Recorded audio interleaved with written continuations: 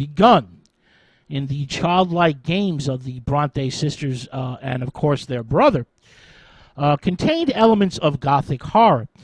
For example, Emily's poem, Remembrance, tells of a yearning to join a lover in death, a theme that reappears in her novel, Wuthering Heights.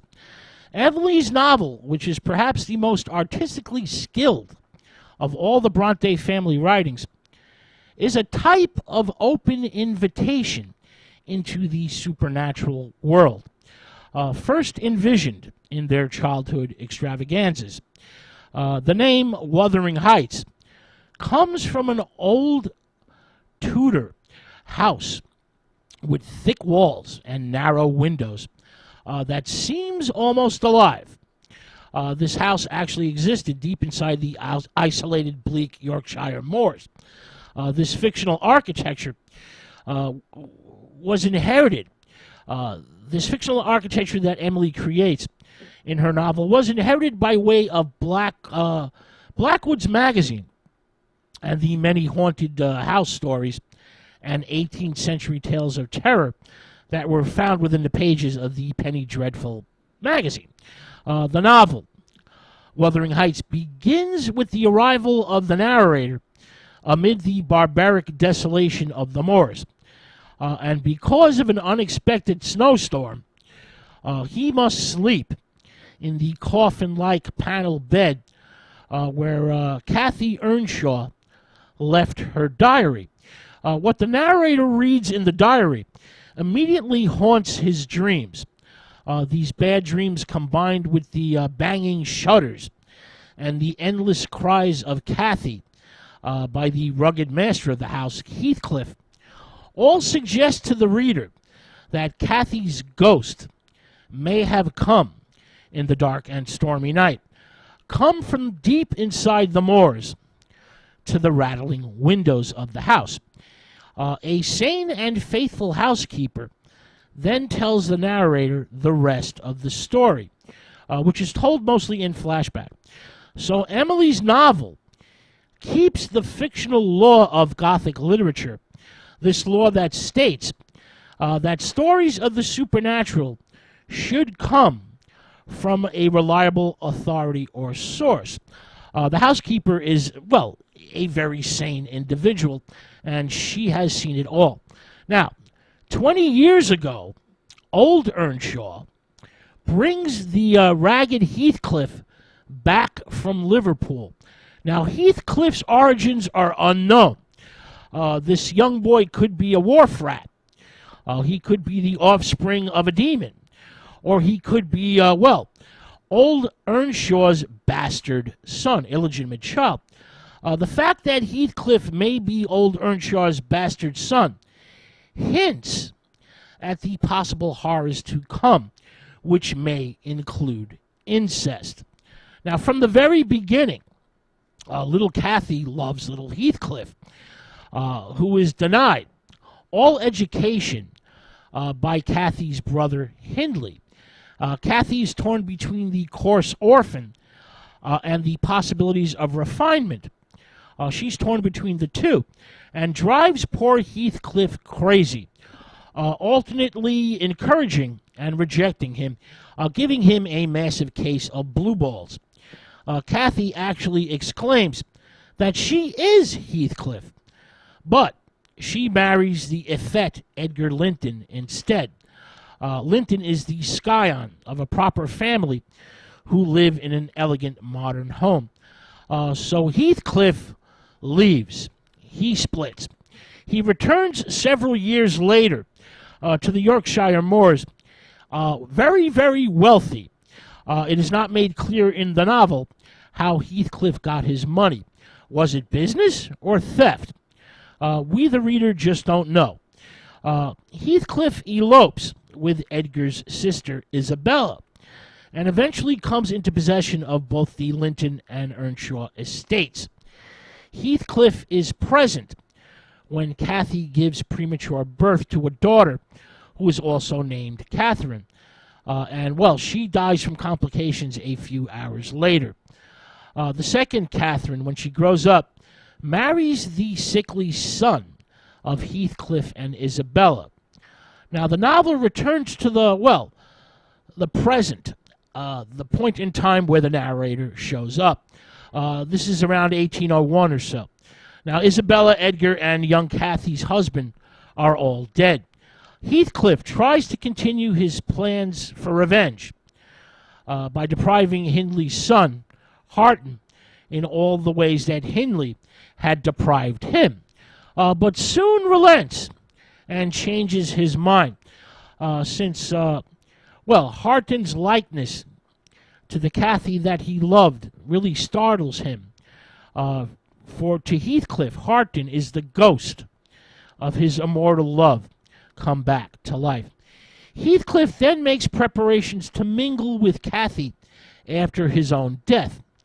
By opening up her grave and loosening the side of her coffin, and bribes the funerary officials to remove the side of her coffin after his own death.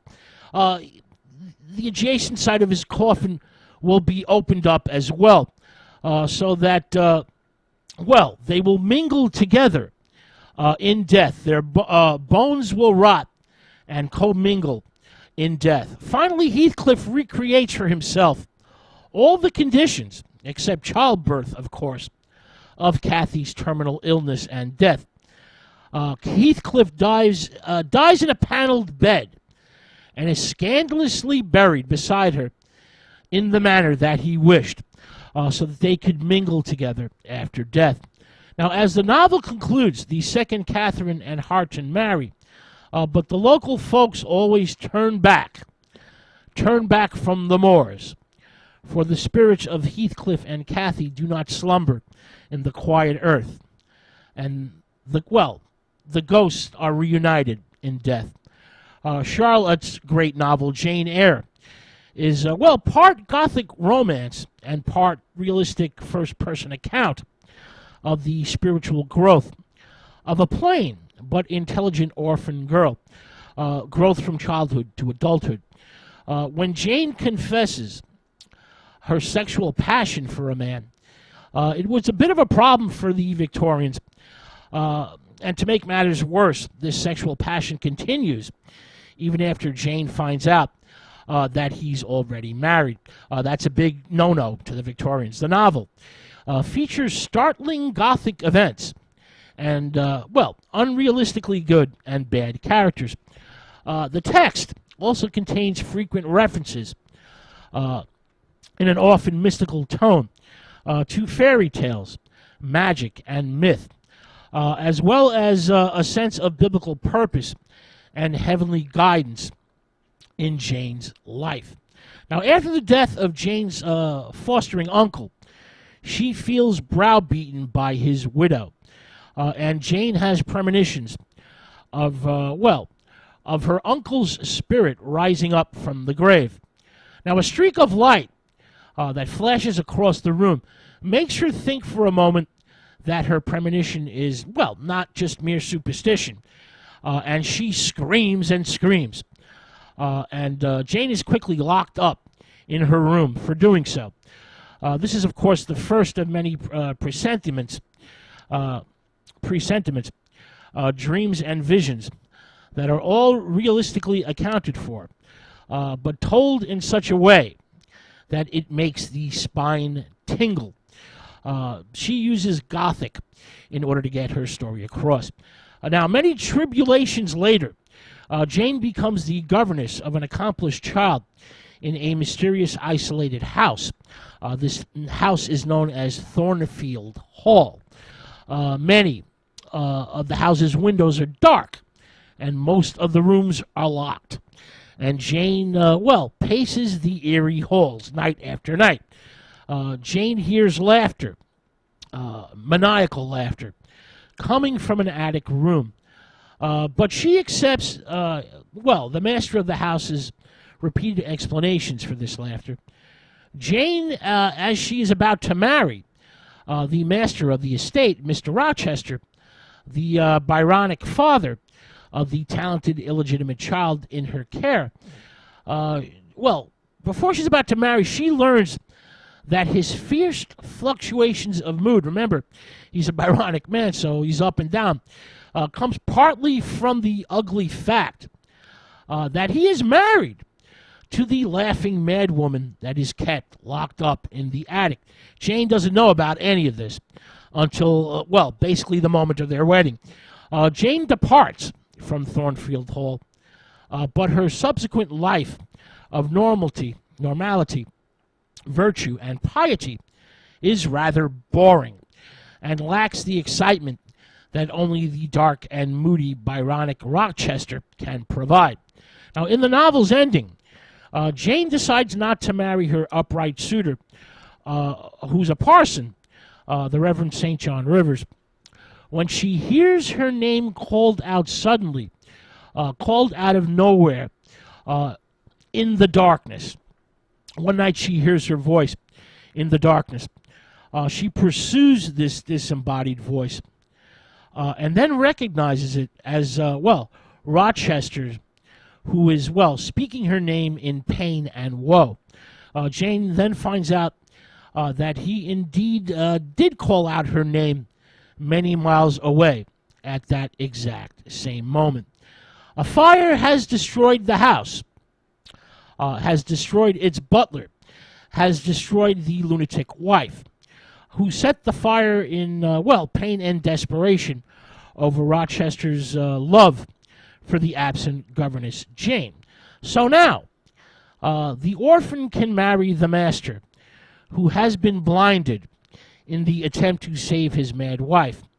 But in the book's final pages, the Byronic head of the household is beginning to regain his sight.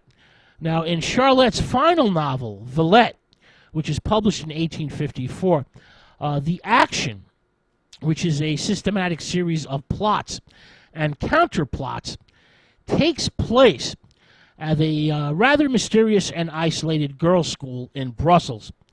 The heroine, young Lucy Snow, goes to Villette, Brussels, in order to be a teacher at the school. The school is administered by a rather masculine and stern headmistress, Madame Beck, who teases and taunts the young Lucy Snow. Meanwhile, the ghost of a medieval nun, who was buried alive for some transgression against her vows, keeps making appearances. She keeps popping up in the middle of the night. The ghostly nun appears and reappears in the garden of the school, in an alley behind the school that is forbidden to all the pupils. Awakened one night by howling thunder, Lucy goes to the forbidden garden alleyway, and an ivory casket falls at her feet. She opens the casket and finds a note inside stating that the English teacher is a dreadful prying monster. Lucy then falls under the spell of a severe illness and has a visit from her English friends. Reading a letter by candlelight, Lucy again sees the ghostly, apparition of the medieval nun. But this time, she is not alone.